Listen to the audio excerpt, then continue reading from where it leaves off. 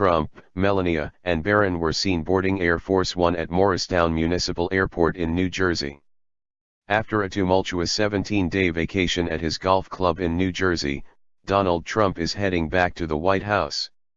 The first family looked glum as they walked across the tarmac to board Air Force One at Morristown Municipal Airport on Sunday.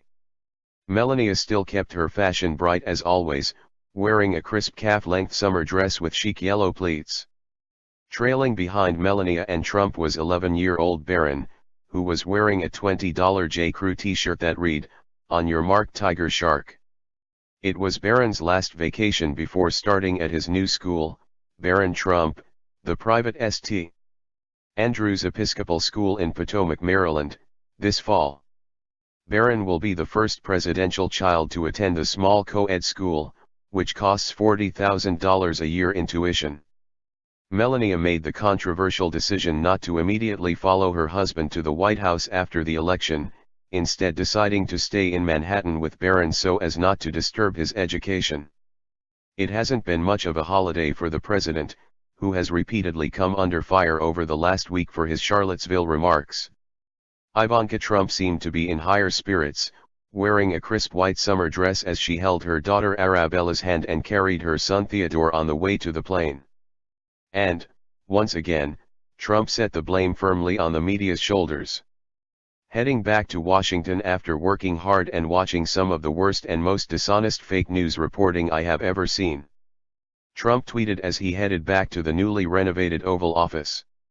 Criticism against Trump has only intensified after he doubled down on his statement that many sides were to blame for the violence that left one woman dead when white supremacists stormed the University of Virginia College campus for a planned Unite the Right rally. During a press conference on Tuesday, Trump attacked the alt-left who he claimed came charging at the, as you say, the alt-right.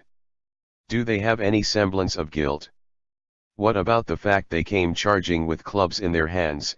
Swinging clubs, he continued. Do they have any problem? I think they do. As far as I am concerned, that was a horrible, horrible day. Trump's remarks were praised by Ku Klux Klan leader David Duke and condemned by political leaders from both of the major parties, even propelling Mitt Romney to demand that the president apologize. And Trump's key staff, which has seen repeated resignations over the course of the last month, was thrown into further turmoil on Friday with the firing of chief strategist Steve Bannon. It was also revealed this week that special counsel Robert Mueller would be focusing his investigation into Russian interference in the 2016 election on Donald Trump Jr., and the secret meeting he had with a Russian attorney in June.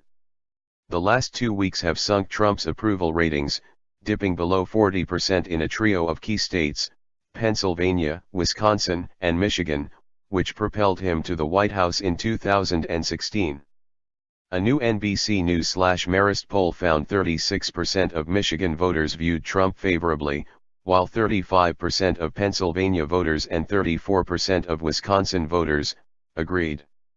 The poll was conducted starting Sunday, the day after Heather Heyer was killed by a Nazi sympathizer in Charlottesville, through Thursday, 2 days after Trump gave a widely criticized press conference in the lobby of Trump Tower.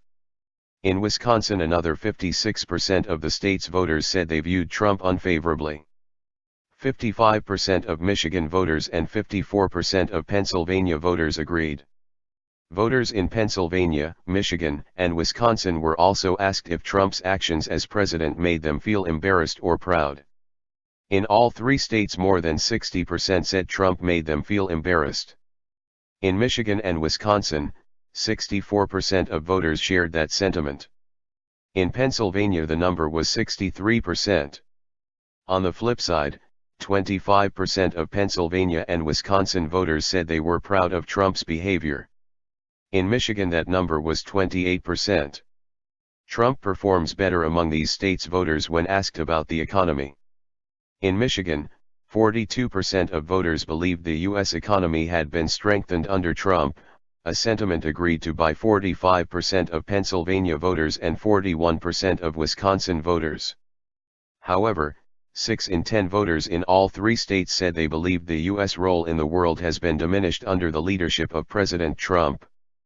Trump's low approval numbers in these three key states present an opening for Democrats in 2018, the survey suggests. Michigan voters gave Democrats a 13-point advantage over Republicans when asked who they preferred to control Congress after 2018. Pennsylvania and Wisconsin voters